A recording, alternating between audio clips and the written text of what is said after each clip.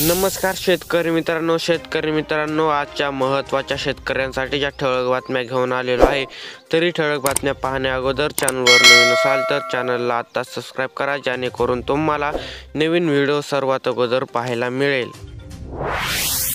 शेतकऱ्यांची रब्बी पिके वाचविण्यासाठी धडपड, लोकप्रतिनिधीसह अधिकाऱ्यांना निवेदन।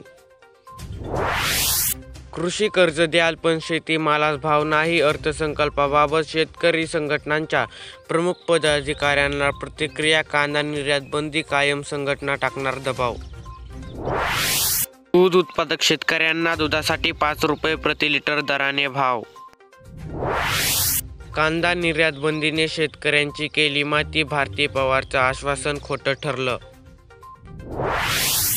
धान विक्रीपासून शेतकरी पुन्हा राहणार वंचित, धान विक्रीची आज शेवटचा दिवस।